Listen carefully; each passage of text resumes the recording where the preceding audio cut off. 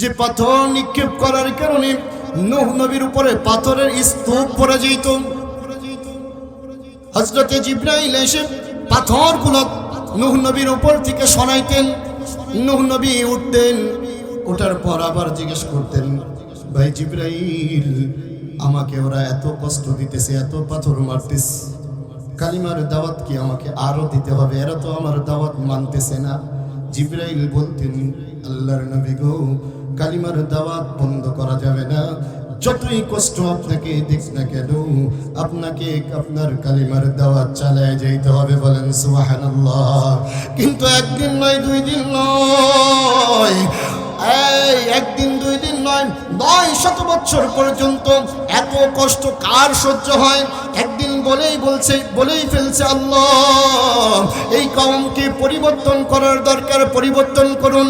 আল্লাহ এবার নূহকে ডাক দিয়ে বলতেছে, ও নূহ, তুমি যে বারে বারে আমাকে এই কথাগুলো বলো, নূহ তোমার কাছে একটা জিনিস আমি বলতে চাই, তোমাকে একটা কাজ দিতে চাই। নূহ কাজটা কি জানো? সকাল থেকে নিয়ে সন্ধ্যা পর্যন্ত মাটির কলসি তৈরি করবা। কিছু মাটি নিয়ে মাটি দিয়ে মাটির কলসি তৈরি করবা। নূহ নবী সকাল থেকে নিয়ে সন্ধ্যা পর্যন্ত যখন মাটির কলসিগুলো বানাইলেন, এবার সন্ধ্যার দিকে আল্লাহ তাআলা আবার হুকুম করলেন, নূহ রে, একটা লাঠি হাতে নাও।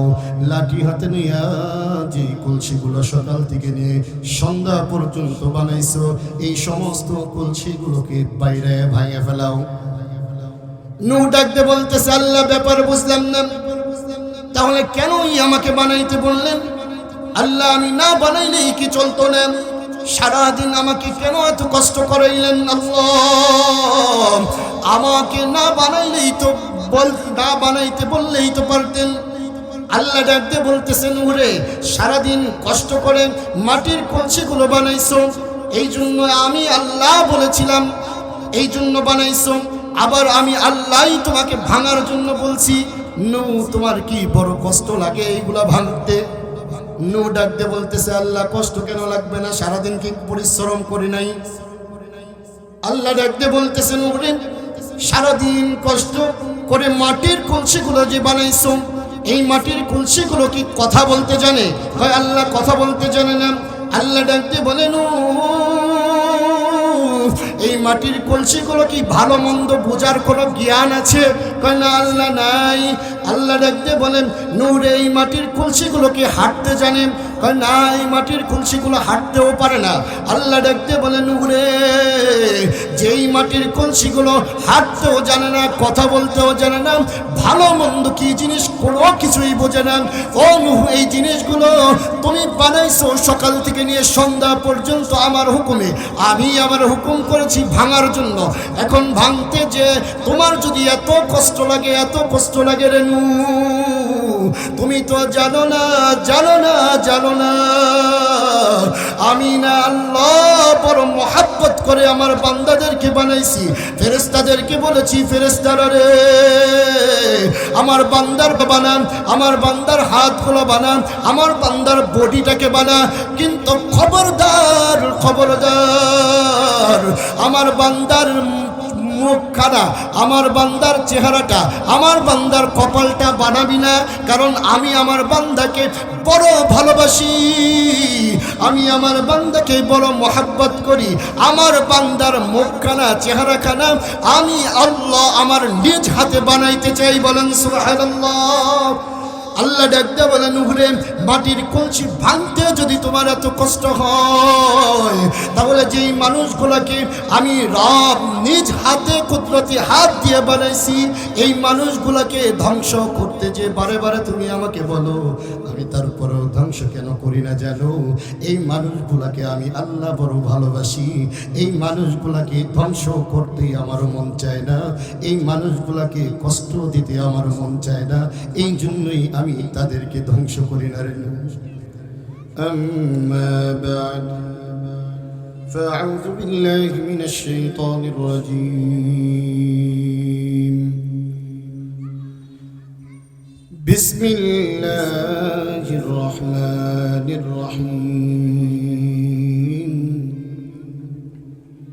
قل يا عبادي الذين أسرفوا على أنفسهم لا تقنطوا من رحمة الله إن الله يغفر الذنوب جميعا إنه هو الغفور الرحيم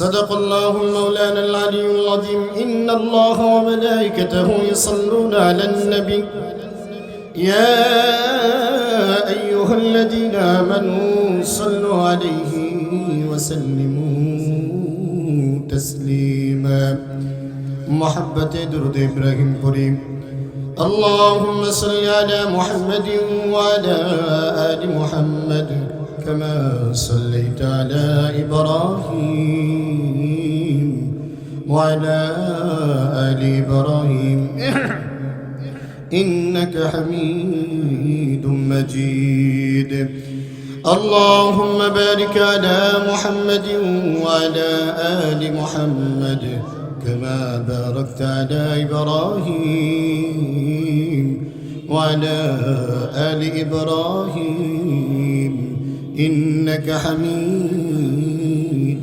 مجيد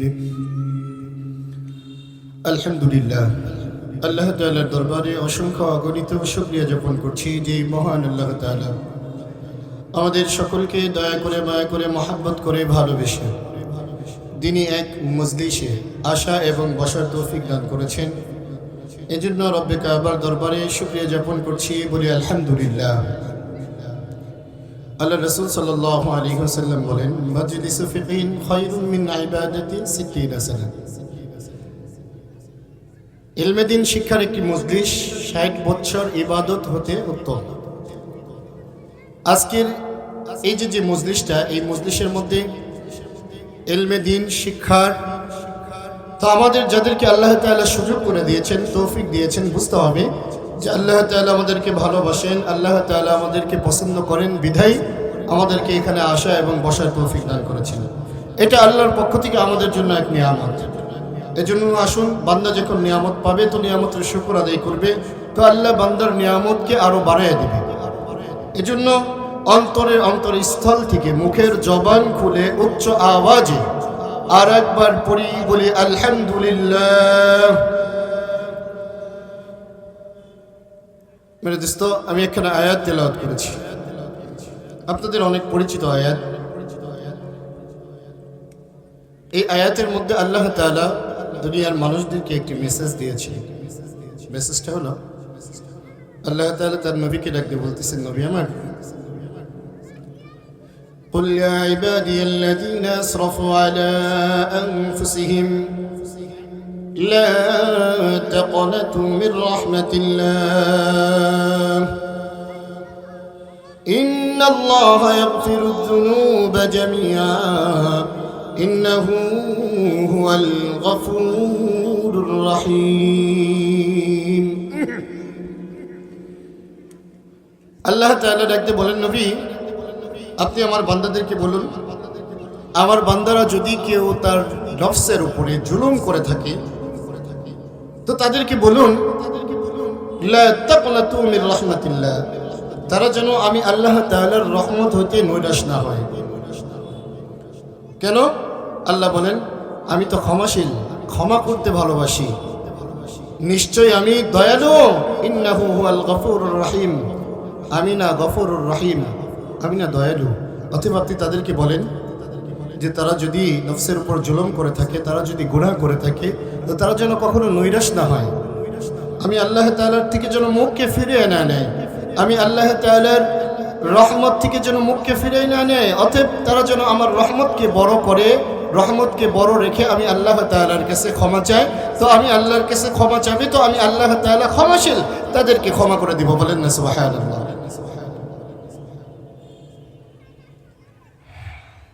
এই জন্য মেরে দোস্ত, আমাদের জীবনে চলতে ফিরতে, উঠতে বসতে, চোখের গুনাহ, পায়ের গুনাহ, হাতের গুনাহ, জবানের গুনাহ, আমাদের সারাটা জীবন তো শুধু গুনাহ আর গুনাহ। এখন যদি মনে করি যে আমরা যে গুনাহ করে ফেলছি, মনে হয় আল্লাহ আমাদেরকে ক্ষমা করবেন না, মনে হয় আল্লাহ আমাদেরকে মাফ করবেন না। এই কথা বলে যদি আমরা বসে থাকি, তওবা না করি, আল্লাহর কাছে মাফ না চাই, তাহলে কি আল্লাহ তাআলা আমাদেরকে মাফ করবে? বলেন দেখি, মাফ করবেন না? মাফ করবেন তো না। এই জন্য আল্লাহ তাআলার কাছে আমাদেরকে ক্ষমা চাইতে হবে, আল্লাহ তাআলার কাছে আমাদেরকে মাফ চেয়ে আল্লাহ তাআলার রহমতের আশা আমাদের ভিতরে এমনভাবে সেট করতে হবে যে আল্লাহ, আমার গুনার থেকে তোমার রহমত হাজার লক্ষ কোটি গুণ বড়, অতএব রব, আমি যে গুনাহ করেছি এই গুনার থেকে লক্ষ কোটি গুণ বেশি যেহেতু তোমার রহমত, তুমি আমাকে ক্ষমা করে দাও। কারণ আল্লাহ তাআলা তার বান্দাকে বড় ভালোবাসে। আল্লাহ চায় না তার কোনো বান্দা গুনাহ নিয়ে কবরে যাবে, কবরের শাস্তি ভোগ করবে, জাহান্নামে যাবে, জাহান্নামের আযাব ভোগ করবে। এটা না আল্লাহ তাআলা চায় না। কারণ আল্লাহ না তার বান্দাকে বড় ভালোবাসে। কেমন ভালোবাসে? আল্লাহর নবী সাল্লাল্লাহু আলাইহি, আল্লাহর নবী ইব্রাহিম খলিলুল্লাহ, তিনার একটা অভ্যাস ছিলেন। অভ্যাসটা কি? তিনি প্রতি ওয়াক্তে খাবার যখন খাইতে বসতেন, প্রত্যেকটি ওয়াক্তে তিনি যখন খাবার খাইতে বসতেন, তখন একজন মেহমান নিয়ে খাবার খাওয়ার জন্য বসতেন। একদিন ইব্রাহিম খলিলুল্লাহ যখন খাবার খাওয়ার জন্য বসছেন, এক ব্যক্তিকে মেহমান করে নিজের দস্তরখানায় একসাথে খাবার খাওয়ার জন্য বসছেন। তো খাবার খাওয়ার জন্য যখন বসলেন, ইব্রাহিম খলিলুল্লাহ ডাকতে বলতেছে, ভাই আমার, একসাথেই তো আমরা খাবার খাবো, একসাথেই তো এখন খাবার শুরু করব, তবে খাবারটা খাওয়ার আগে আমি একটু তোমার পরিচয়টা জানতে চাই। আল্লাহর ওই বান্দা ইব্রাহিম খলিলুল্লাহকে ডাকতে বলতেছে, আরে ইব্রাহিম, আমি, তুমি যে রবকে, তুমি যে আল্লাহকে আল্লাহ বলে মানো, তুমি যে খোদার ইবাদত করো, আমি তো ওই আল্লাহকে আল্লাহ বলে মানি না, তোমার খোদাকে আমি খোদা বলে মানি না। অতএব তার মানে হলো আমি তোমার ধর্ম অবলম্বী নই, আমি অন্য ধর্ম অবলম্বী। কথাটা শোনা মাত্র ইব্রাহিম খলিলুল্লাহর রাগটা কেমন জানি বেড়ে গেছে, পায়ের রক্ত মাথায় উঠে গেছে। ইব্রাহিম খলিলুল্লাহ চিন্তা করলাম, ধমকের সুরে ওই ব্যক্তিকে বললাম, আরে বেটা, আমার সাথে খাবার খাবা, আমার দস্তরখানায় একসাথে বসছো, অতএব আমার খোদাকে তুমি খোদা মানো না, আমার আল্লাহকে তুমি আল্লাহ মানো না, অতএব আমার সাথে খাওয়ার জন্য বসছো, এটা কি কোনোদিনও সম্ভব নাকি? এই কথা যখন বলছি, ওই ব্যক্তিকে খাবারের দস্তরখানার থেকে ইব্রাহিম খলিলুল্লাহ উঠায় দেওয়ার পর এবার ওই ব্যক্তি বাড়ির থেকে যখন বের হয়ে গেছে, সঙ্গে সঙ্গে আল্লাহ তাআলা জিবরাইলের মাধ্যমে জানায় দিস, ইব্রাহিম, তোমার আল্লাহকে আল্লাহ বলে মানে না বলে তুমি একজন ব্যক্তিকে তোমার দস্তরখানার থেকে খাবার না দিয়ে তুলে দিলা, খাবার না দিয়ে উঠায় দিলা। ইব্রাহিম জানো না, ওই ব্যক্তির বয়স হলো 80 বছর। এই 80 বছরের মধ্যে একদিনের জন্য আমি আল্লাহকে, ওই ব্যক্তি আল্লাহ বলে ডাক দেয় নাই, একদিনও আমি আল্লাহকে আল্লাহ বলে নাই, রব বলে ডাক দেয় নাই। ইব্রাহিম, আমি 80 বছর পর্যন্ত একবারের জন্য ওর উপর রাগান্বিত হই নাই, একদিনের জন্য আমি ওর খাবার বন্ধ করে রাখি নাই রে ইব্রাহিম। আমি যে আল্লাহকে সুন্দর করে বানাইলাম, হাত দিলাম, পা দিলাম, চোখ দিলাম, নাক দিলাম, কথা বলার জন্য আমি যে আল্লাহকে জবান দিলাম, আমি আল্লাহর চাইতে কি তোমার বেশি রাগ নাকি ইব্রাহিম? আমি ওকে এত কিছু দেওয়ার পরও একদিনের জন্য ওর খাবার কিন্তু আমি বন্ধ করে রাখি নাই। তুমি কোন সাহসে ওকে খাবারের দস্তরখানার থেকে তুলে দিছো রে ইব্রাহিম? এই জিনিসটা না আমার বড় পছন্দ হয় নাই, আমার বেশি পছন্দ হয় নাই। ইব্রাহিম খলিলুল্লাহ চিন্তা করলেন, হায় হায়, কি করলাম? কথা তো সত্য, যেই লোকটা 80 বছর পর্যন্ত আল্লাহকে একবারের জন্য আল্লাহ বলে ডাক দেয় নাই। আল্লাহ তাকে এক বেলার জন্য খাবার বন্ধ রাখে নাই। আল্লাহ তো তার বান্দাকে বড় ভালোবাসে, বড় মহব্বত করে। তাহলে আমি কেন তাকে দস্তরখানা থেকে উঠে দিলাম? আমি কেন তাকে খাবার না খাওয়ায় তুলে দিলাম? এবার ইব্রাহিম খলিলুল্লাহ তাকে খোঁজার জন্য বাড়ির থেকে বের হয়ে গেছে। বাড়ির থেকে বের হয়ে ইব্রাহিম খলিলুল্লাহ রাস্তায় রাস্তায় ঘুরে, রাস্তায় রাস্তায় ঘুরতে ঘুরতে এক পর্যায়ে যখন ওই ব্যক্তির সাথে সাক্ষাৎ হয়ে যায়, ইব্রাহিম খলিলুল্লাহ ডাক দিয়ে বলে, ভাই আমার চল, আমার সাথে চল। ভাই আমার চল, আমার সাথে চল। আমার সাথে বসে এক দস্তরখানায় একসাথে খাবার খাবি রে ভাই। এই কথা যখন শুনছে, এবার ওই ব্যক্তি বলতেছে, ইব্রাহিম এত সহজ না রে ইব্রাহিম। যেই বাড়ির থেকে একবার উঠে আসছি, যেই দস্তরখানার থেকে একবার উঠে আসছি না ইব্রাহিম, দ্বিতীয়বার ওই দস্তরখানায় বসতে চাই না। দ্বিতীয়বার আর আমি ওই দস্তরখানায় বসে খাবার খাইতে চাই না। কিন্তু ইব্রাহিম জানার বড় ইচ্ছা, যে ইব্রাহিম আমাকে দস্তরখানার থেকে তুলে দিল, ওই ইব্রাহিম কেন আমাকে আবার খোঁজার জন্য আসলো? কারণটা কি? কারণটা কি? ইব্রাহিম ডাকতে বলতেছে, ভাই আমার, তোমার আমার রব আল্লাহ আমাকে তোমাকে এত ভালোবাসে, এত ভালোবাসার বর্ণনা আল্লাহ এইভাবে দিয়েছে। এই কথাগুলো যখন শুনেছে, সঙ্গে সঙ্গে ওই ব্যক্তি ইব্রাহিমকে ডাকতে বলতেছে, ইব্রাহিম রে, আমার যেই রব, যেই আল্লাহ আমাকে এত ভালোবাসে, এত মহব্বত করে, একটা মিনিট আর দেরি করবা না, একটা সেকেন্ড আর দেরি করবা না। আমি এখনই আগে ওই রবের উপরে কালিমা পড়ে মুসলমান হইতে চাই। আমি আগে ওই রবের কালিমা পড়ে ওই রবকে আল্লাহ বলে মানতে চাই। ওই রবের গোলাম হওয়ার পরেই আমি তোমার বাড়িতে যাব আর তোমার দস্তরখানায় বসে তোমার সাথে খাবার খাবো। বলেন সুবহানাল্লাহ। আর যারা বলেন সুবহানাল্লাহ। দোস্তরা আমার, আমি আপনাদেরকে যেই জিনিসটা বুঝাইতে চাইতেছি সেটা হলো, দোস্ত, আমরা ঘুম থেকে শুরু করে, ঘুম থেকে জাগার পর থেকে নিয়ে ঘুমানোর আগ পর্যন্ত 24 ঘন্টার মধ্যে আমাদের শুধু গুনাহ আর গুনাহ, চলতে গুনাহ, বসতে গুনাহ, হাঁটতে গুনাহ, দোস্ত প্রত্যেক কথায় কথায় শুধু গুনাহ আর গুনাহ। কিন্তু একটাবার চিন্তা করছেন কি, আল্লাহর এত নাফরমানি করার পরেও আমার আপনার রব একটা দিনের জন্য, একটা ওয়াক্তের জন্য আমাদের খাবারকে বন্ধ করে দেয় নাই। একটাবার যদি আমাদেরকে চোখে দেখাটা বন্ধ করে আমাদেরকে যদি অন্ধ করে দিত, আমার রব যদি আমাদেরকে পঙ্গু করে ঘরে ফেলায় রাখতো, আমার রব যদি আমাদের জবানটা বন্ধ করে দিয়ে বোবা বানায় দিত, আমাদের কিছু করার ছিল? কথা বলেন, কিছু করার ছিল কি? কিছুই তো করার ছিল না। কিন্তু এই ক্ষমতা আল্লাহর আছে না নাই? আরো জোরে বলেন, আছে না নাই? এ দোস্ত, আল্লাহর এই ক্ষমতা আছে, কিন্তু তারপরেও আল্লাহ কেন আমাকে অন্ধ বানায় না? চোখের এত গুনাহ করার পরেও আল্লাহ কেন আমাকে, এত গুনাহ করার পরেও কেন আল্লাহ আমাকে অন্ধ বানায় না? তার মানে হলো আল্লাহ আমাকে বড় ভালোবাসে, আল্লাহ আমাকে বড় মহব্বত করে। আল্লাহ দেখতেছে আমার বান্দা গুনাহ করতেছে, আল্লাহ জানতেছে আমার বান্দা গুনাহ করতেছে, কিন্তু তারপরেও আল্লাহ আমার জবানকে কি করেন না? বোবা বানায় দেন না। কারণ আল্লাহ তাআলা বলেন, বান্দারে, আমি তো জানি তুই গুনাহ করবি, আমি তো জেনে শুনেই তোকে বানাইছি। ওই যে আল্লাহ তাআলা মানুষ বানানোর আগে ফেরেশতাদেরকে নিয়ে বলছিলেন, ওয়াইজ ক্বালা রাব্বুকা লিল মালাইকাতি ইন্নী জাইলুন ফিল আরদি খলিফা ক্বালু আতাজআলু ফিহা। আল্লাহ তাআলা ফেরেশতাদেরকে ডেকে বলছিলেন, ফেরেশতারা রে, আমি না দুনিয়ার মধ্যে আমার একটা প্রতিনিধি দল আমি দুনিয়ার মধ্যে বানাইতে চাই, তোমাদের মতামত ব্যক্ত করো।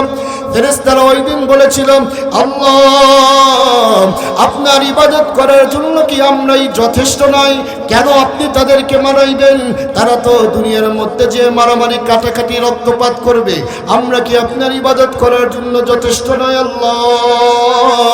তাহলে আপনি কেন তাদেরকে বানাইবেন? আল্লাহ তাআলা ওই দিন ধমক দিয়ে ফেরেশতাদেরকে বলছিলেন, ফেরেশতারা রে, আমি আল্লাহ যা জানি তোমরা তা জানো না।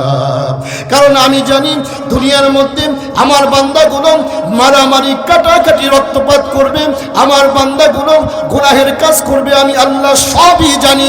কিন্তু আমি আল্লাহ আবার এটাও জানি, আমার বান্দা গুনাহ করার পর আবার নিজের গুনার কথা যখন বুঝতে পারবে, নিজের ভুলটা বুঝতে পেরে আমি রবকে রব বলে ডাক দিয়ে চোখের পানি ছেড়ে দিয়ে আমি রবের কাছে যখন মাপ চাবে আর বলবে, আল্লাহ নিজের ভুল বুঝতে পেরেছি, নিজের অন্যায় বুঝতে পেরেছি, আপনার কাছে ক্ষমা চাই, আপনার কাছে মাপ চাই, এই কথাগুলো যখন বলবে আর আমি রবের কাছে যখন মাপ চাবে, আমি আল্লাহ সঙ্গে সঙ্গে আমার বান্দার সমস্ত গুনাহগুলোকে মাফ করে দেব। বলেন সুবহানাল্লাহ।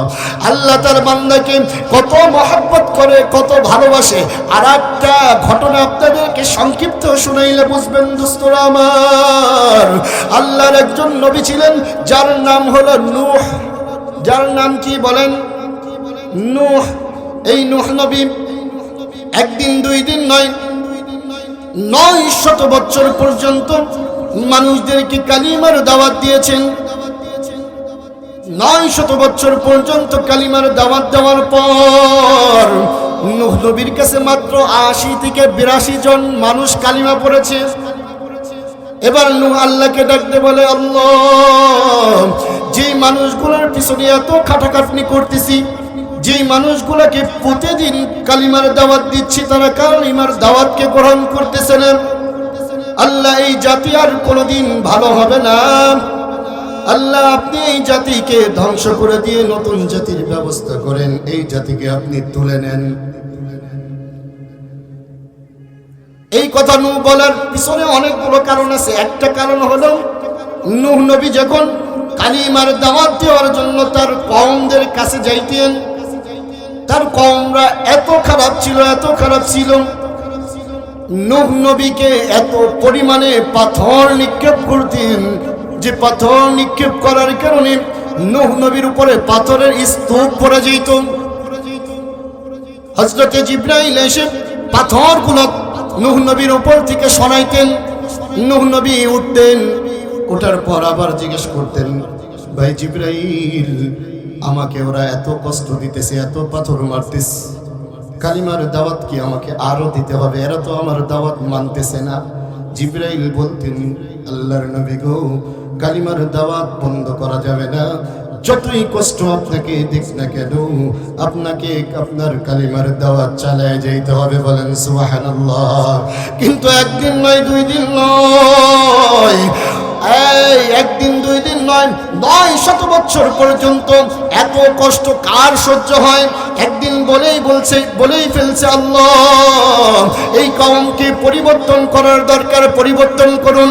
আল্লাহ এবার নূহকে ডাকতে বলতেছে, ও নূহ, তুমি যে বারে বারে আমাকে এই কথাগুলো বলো, নূহ তোমার কাছে একটা জিনিস আমি বলতে চাই, তোমাকে একটা কাজ দিতে চাই।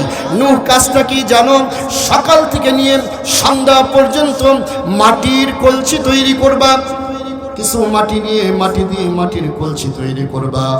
নূহ নবী সকাল থেকে নিয়ে সন্ধ্যা পর্যন্ত যখন মাটির কলসিগুলো বানাইলেন, এবার সন্ধ্যার দিকে আল্লাহ তাআলা আবার হুকুম করলেন, নূহ রে, একটা লাঠি হাতে নাও, লাঠি হাতে নিয়ে যে কলসিগুলো সকাল থেকে নিয়ে সন্ধ্যা পর্যন্ত বানাইছো, এই সমস্ত কলসিগুলোকে বাইরে ভাঙে ফেলাও। নূহ ডাকতে বলতেছে, আল্লাহ ব্যাপার বুঝলাম না, তাহলে কেনই আমাকে বানাইতে বললেন? আল্লাহ আমি না বানাইলেই কি চলতো না? সারাদিন আমাকে কেন এত কষ্ট করাইলেন? আল্লাহ আমাকে না বানাইতে বললেই তো পারতেন। আল্লাহ ডাকতে বলতেছেন, ওরে সারাদিন কষ্ট করে মাটির কলসিগুলো বানাইছো, এই জন্য আমি আল্লাহ বলেছিলাম, এই জন্য বানাইছো। আবার আমি আল্লাহই তোমাকে ভাঙার জন্য বলছি, নূহ তোমার কি বড় কষ্ট লাগে এইগুলা ভাঙতে?